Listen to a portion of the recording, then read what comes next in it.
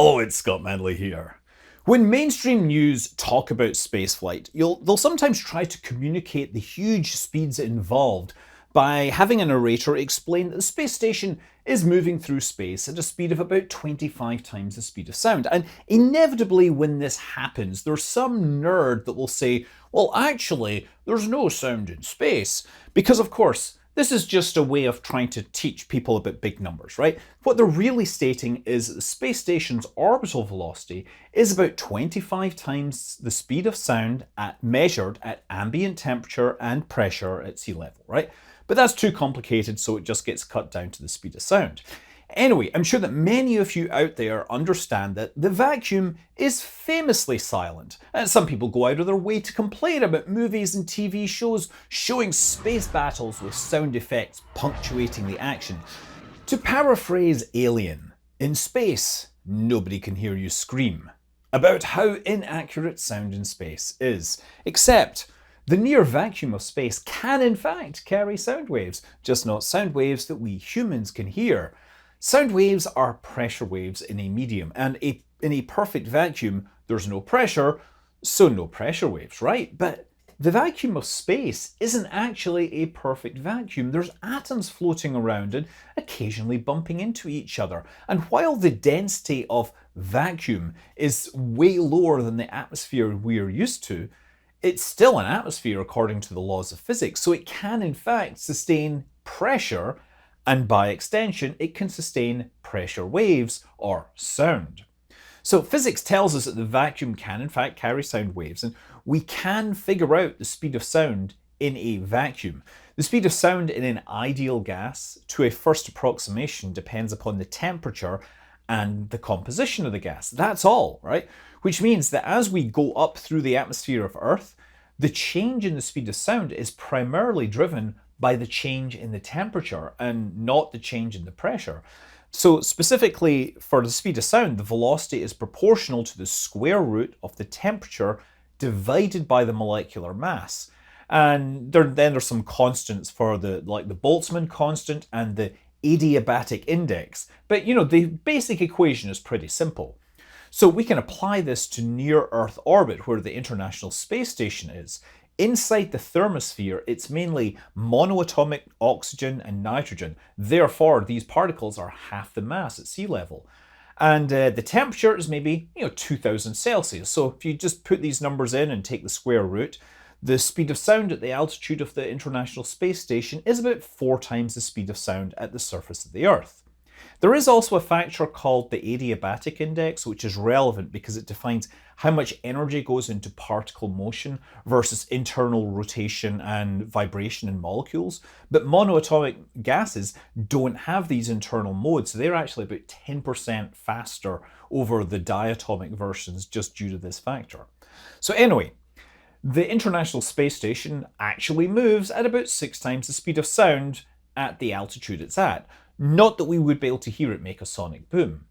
Now, you've probably seen a classic science experiment where you put an old-fashioned alarm clock into a vacuum chamber and have it ringing, and then you observe that as you reduce the pressure in the chamber, the sound starts to fade out. And now that we know that the speed of sound isn't changing much, it's actually the ability of the alarm clock bells to transmit, into that pressure wave, into that medium, and then for that pressure wave to hit the wall and transmit out so that we outside can hear it, right?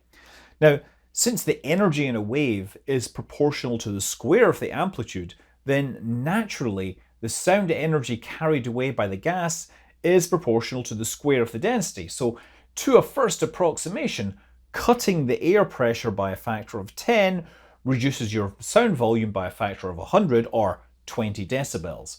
That's the main reason why we wouldn't hear sound in space, because the inefficiency of coupling the audio source to the medium. A fine example of this attenuation is Ingenuity on Mars, right? There's a microphone on Perseverance, and although the surface of Mars isn't a vacuum, it is effectively a vacuum to our frail human bodies. It's like 1% of the atmospheric pressure. And the sound that we get out of this is very, very quiet. It needs to be amplified a lot. Another recent example, which I love, showing sound in the vacuum of space is the stage separation video from Rocket Lab's Electron, right? We can actually hear the sound of the second stage engine igniting and firing because, of course, there's pressure in those gases coming back at us. And that is how the sound is being communicated across space. And of course, it fades out very, very quickly because as it travels away, the gas pressure drops off very rapidly. Anyway, look, it's not just the volume that gets affected as the air gets more and more tenuous. The highest frequency sound that the atmosphere can support actually drops as the air pressure gets lower, as the air density goes down. You see, sound is pressure waves, and pressure waves are a macroscopic phenomenon where we imagine the gas as a sort of continuous medium. But that's just a sort of mathematical representation. If you zoom in on the gas, it's actually made of individual atoms or molecules bouncing around and hitting each other. And the scale at which a collection of particles bouncing around begins to transition into something that you can model as a fluid is a function of what's called the mean free path, i.e. how far a particle can move before it inevitably bumps into another one. So a fluid can't support pressure waves with a wavelength that is shorter than the mean free path. But even then, it's not great at it. It's not like a hard cutoff in frequency. The higher frequency you go, the less good the gas gets at communicating or transmitting that energy, and it drops to zero effectively when it hits this mean free path wavelength. So as you go up in the atmosphere and the pressure drops, the higher frequencies get attenuated to lower and lower levels. And once you reach 160 kilometers up, you enter a region of the Earth's atmosphere called the anacoustic zone. In this region, the highest frequency that can be supported by the thin atmosphere is below the lowest frequency that can be heard by a human. Of course, this is entirely academic since the air is too thin to support humans for long enough for them to care about the soundtrack. But sound can still propagate, just very low frequency, very low energy.